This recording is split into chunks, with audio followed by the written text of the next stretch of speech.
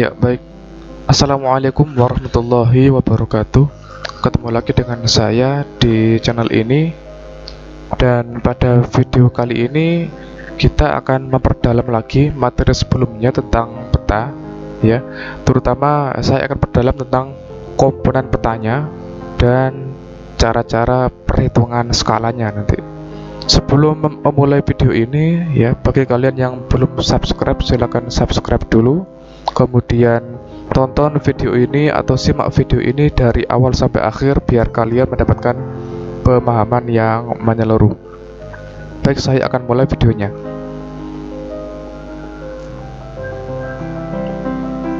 Ya, ini pengertian peta yang kemarin ya. Saya lewati saja langsung.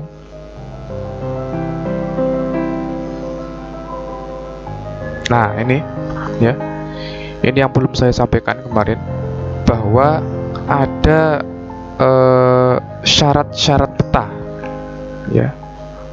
Syarat peta ini beda dengan komponen peta. Kalau komponen ini hal-hal yang harus ada dalam peta, tetapi kalau syarat peta, ya, itu hal-hal yang harus dibuat sedemikian rupa supaya peta itu memenuhi syarat, gitu ya. Yang pertama adalah confirm, ya, confirm.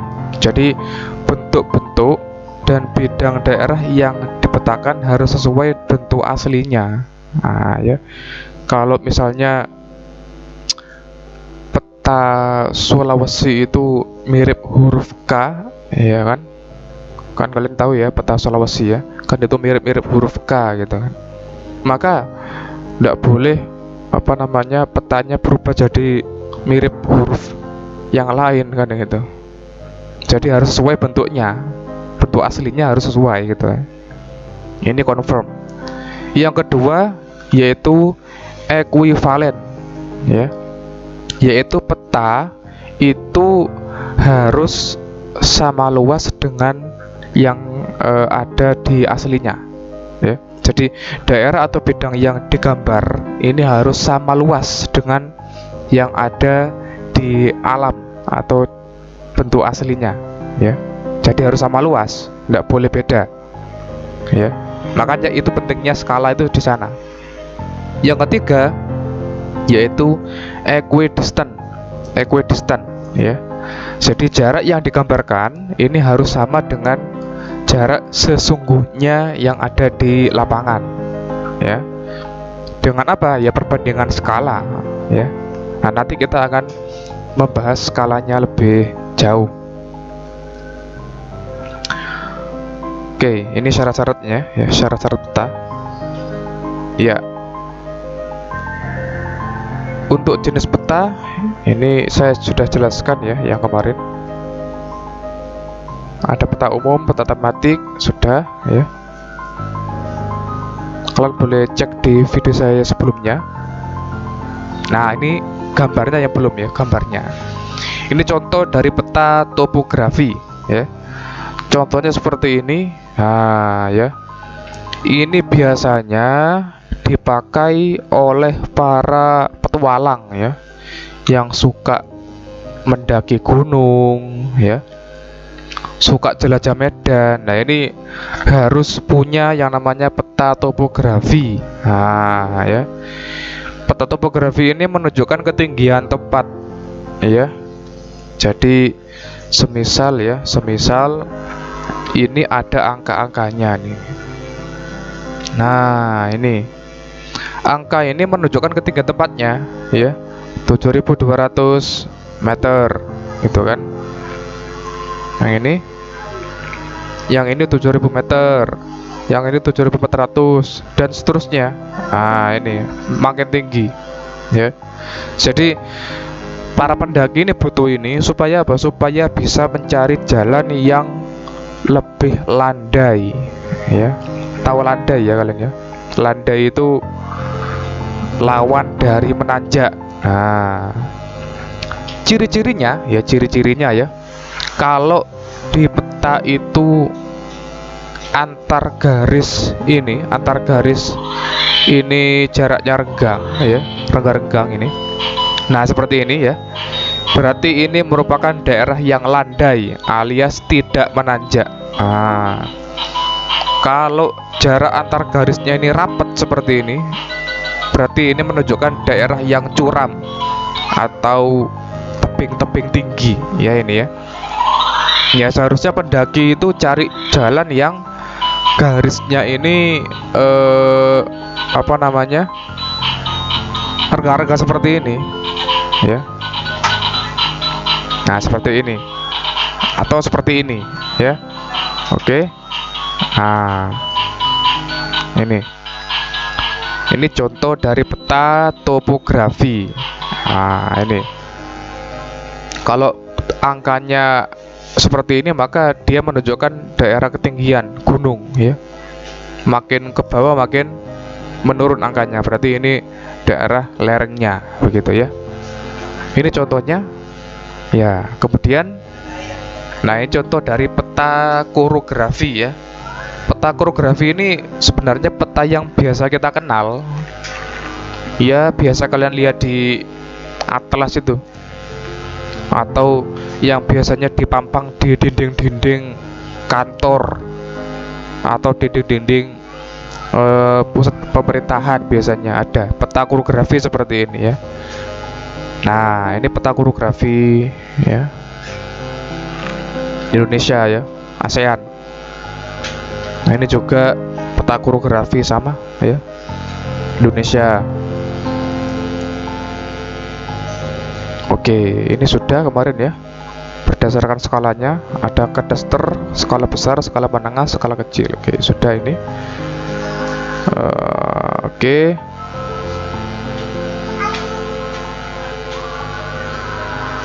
Oke, ini ada jenis peta menurut nilai dan sifat data. Nilai data yang dikandung ada peta kualitatif dan peta kuantitatif. Kemudian berdasarkan sifat data yang dikandung ada peta stasioner, ada peta dinamis. Ya.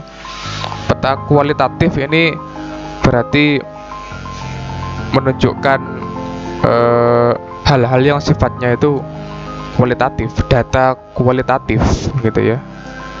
Data kualitatif itu tidak berupa angka-angka ya, tidak berupa angka-angka. Misalnya saja seperti tadi peta korografi tadi itu kan tidak berupa angka-angka ya. Kemudian kalau peta kuantitatif itu berarti petanya itu berupa statistik angka-angka. Ya misalnya peta persebaran corona, itu kan pasti di sana tercantum angkanya. Jawa Timur berapa yang kena, yang mati berapa, yang OTG orang tanpa gejala berapa, kemudian orang yang terinfeksi berapa, kan begitu ya. Kemudian berdasarkan sifat data yang dikandung ada peta stasioner, ada peta dinamis. Ya.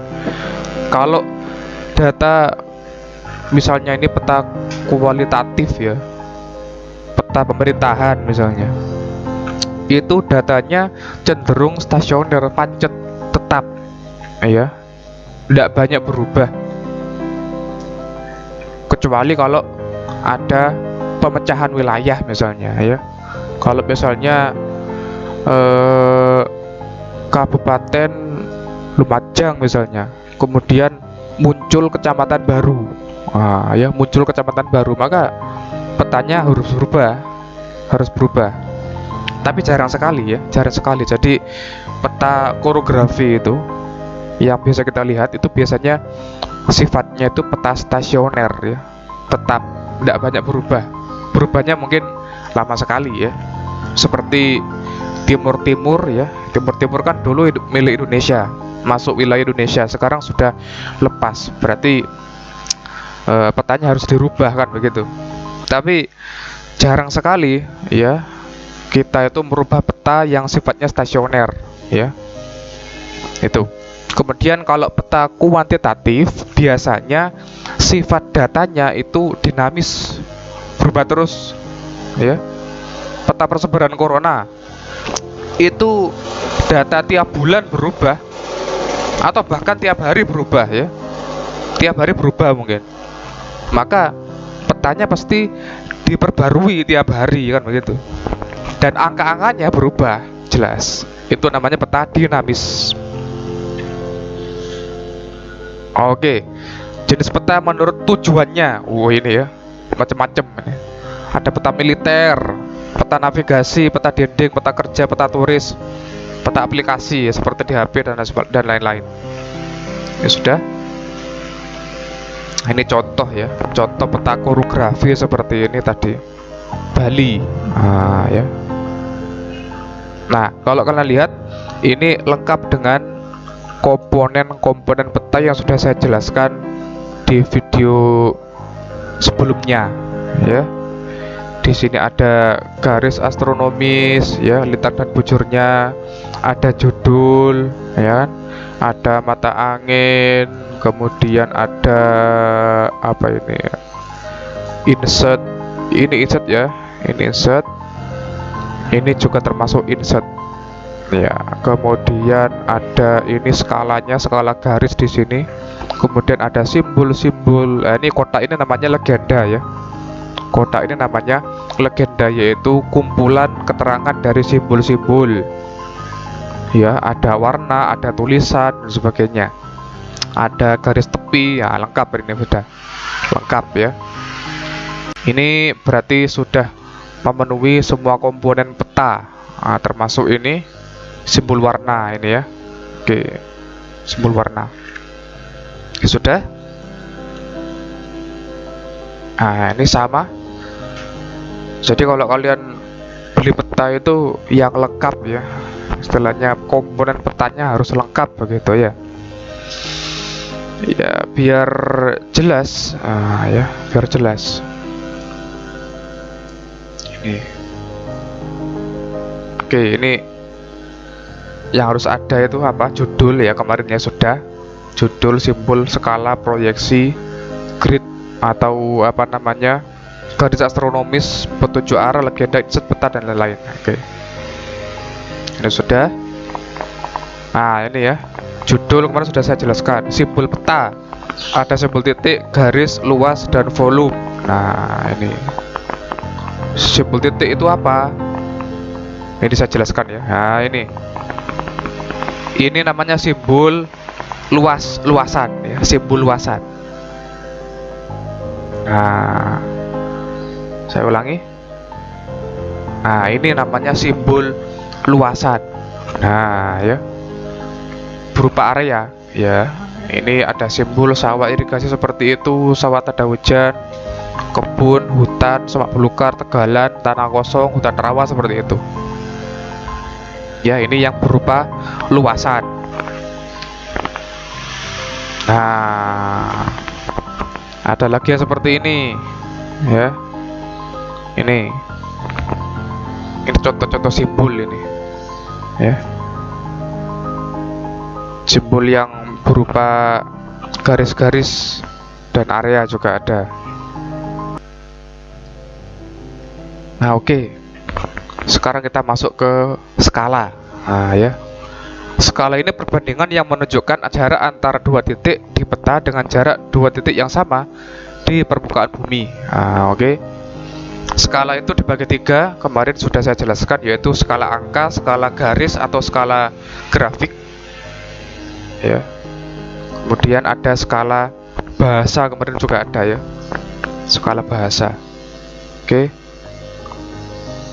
Nah, ini menentukan skala peta. Nah, ini yang menjadi inti dari video ini ya. Intinya di sini ya. Oke. Menentukan skala peta yang tidak diketahui skalanya ya dapat dilakukan dengan cara satu, membandingkan jarak dua titik. Dua, membandingkan peta yang tidak memiliki skala dengan peta yang memiliki skala pada daerah yang sama. Tiga, menghitung selisih derajat lintang atau bujur di peta. 4, menggunakan peta topografi. 5, menghitung kemiringan lereng. Nah, kita akan jelaskan satu-satu. Nah, ini ya. Ini mudah, ini mudah. Ya, ini. Menentukan skala peta. Yang pertama yaitu membandingkan jarak dua titik. Ini dua titik yang sama antara di peta dengan di permukaan bumi. Ya. Misalnya contoh, jarak antara titik A dan B di peta ya 4 cm. Kemudian diukur di permukaan bumi, jaraknya ternyata antara A dan B itu 2 kilo.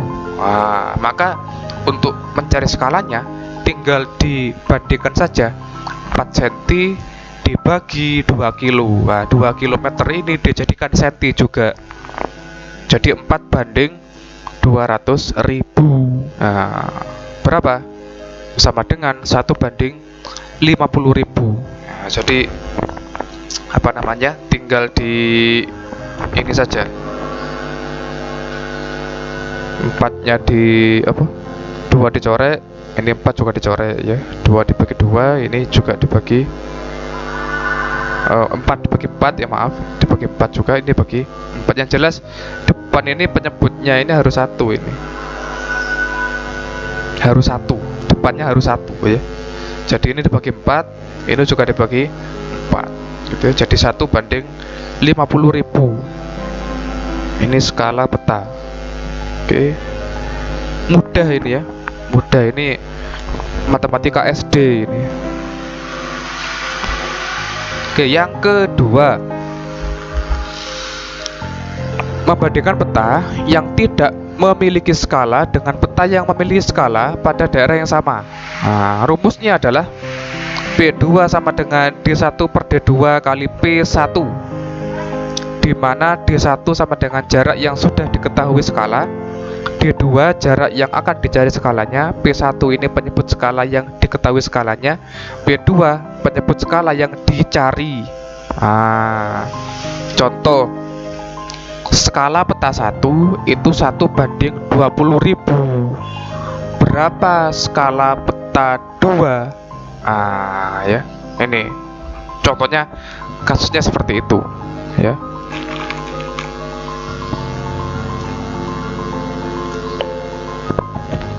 Nah, yang ketiga ya, yaitu menghitung selisih derajat lintang atau bujur di peta ya. Contoh ini. Ini di sana ada gambar ya yang menunjukkan 1 derajat itu sama dengan 111 km ya, ini dibulatkan ini. Angka itu ya didapatkan dari 360 derajat, yaitu keliling bumi, dibagi dengan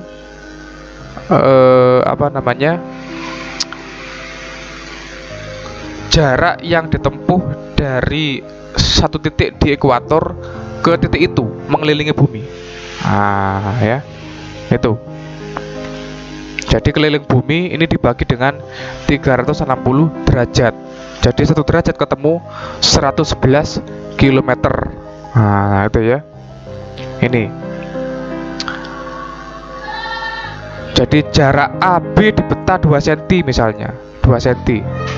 Berarti jarak di lapangan yaitu 2 dikali 111.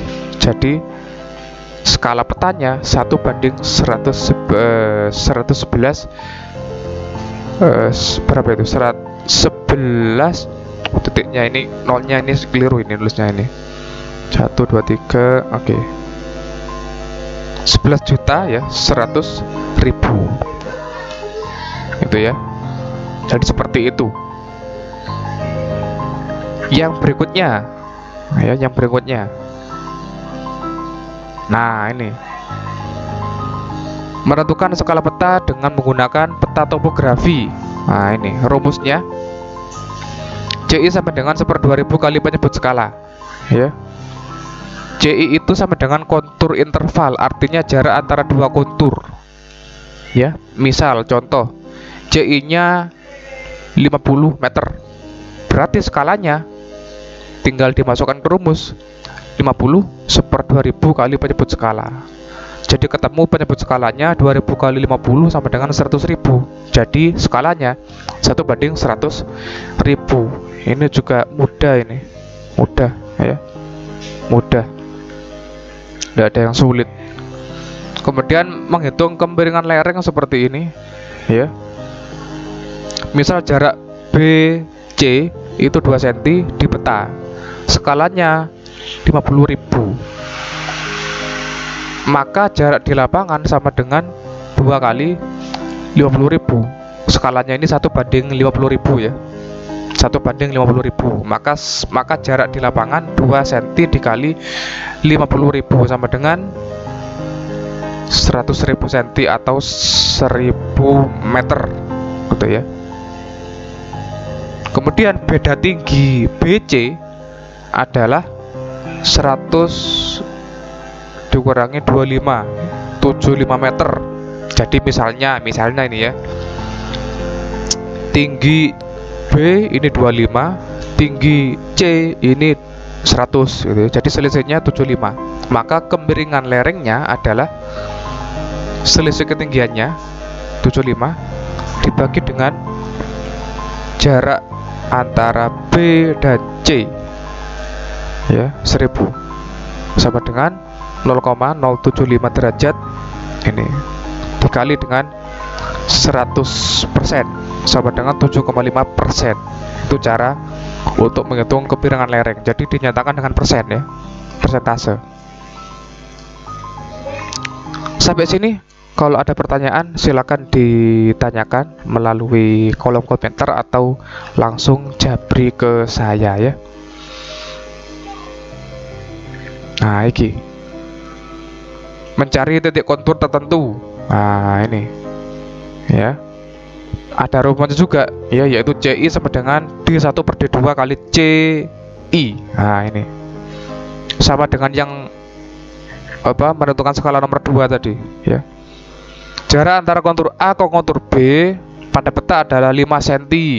Nah, sedangkan jarak antara kontur B ke kontur C adalah 3 cm. Titik kontur A berketinggian 50 dan titik kontur C berketinggian 25 meter. Skala peta adalah 1:50.000. Berapa ketinggian kontur B pada peta tersebut? Nah, ini pakai rumus yang ada di kotak itu ya. Ini sepertinya mudah ini ya, mudah. Nah, ini jawabannya ya. Jawabannya seperti ini ya. Jadi dicari dulu kontur intervalnya CI ya kan, seperti dengan cara masukkan rumus CI sama dengan 1/2000 kali penyebut skalanya, ketemu 25 meter ya. Kemudian selisih jarak di peta D1 ini 3 cm ya kan, D2 8 cm, tinggal masukkan rumus ketemu 34,375 meter. Nah, sudah mudah ya, mudah sekali. Oke. Baik, saya kira untuk skala cukup sekian ya. Nanti kita teruskan di video selanjutnya ya. Terima kasih, kalau ada pertanyaan silakan ditanyakan. Sampai sini penjelasan saya. Wassalamualaikum warahmatullahi wabarakatuh. Dadah.